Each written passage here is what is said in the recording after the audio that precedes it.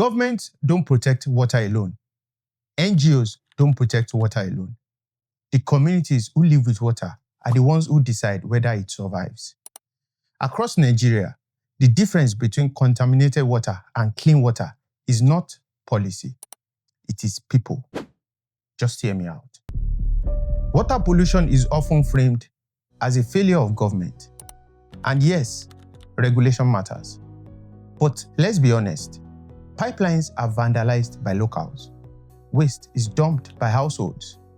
Drainage is blocked by the same communities that suffer flooding.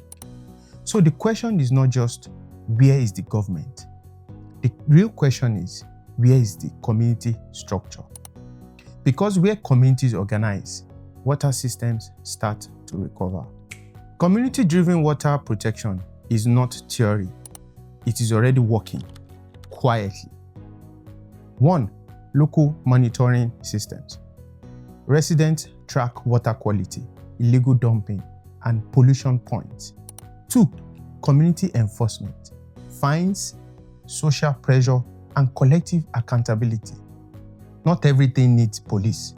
Some things need norms. 3. Shared infrastructure maintenance.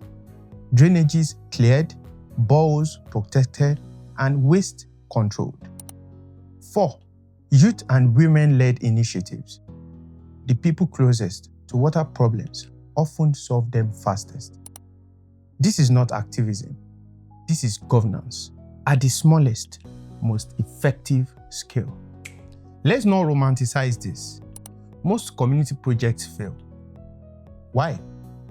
No structure, no funding model, no continuity, no alignment with formal authorities.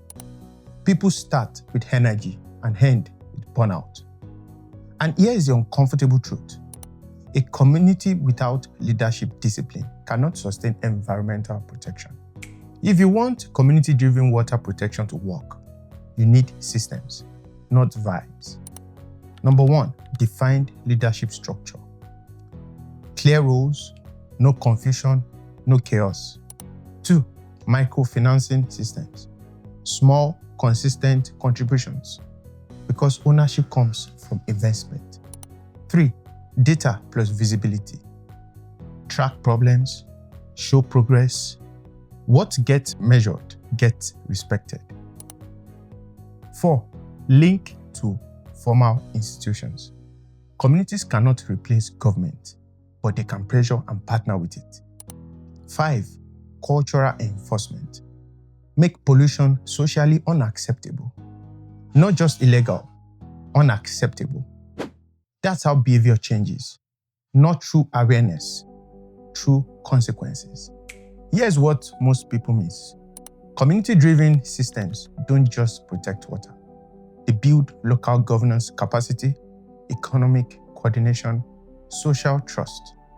In other words, you are not just cleaning water, you are building power. Stop waiting for perfect systems. Start with what exists. Your street, your drainage, your water source. Because the truth is simple.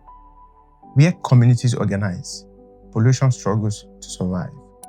And where they don't, no policy will save them.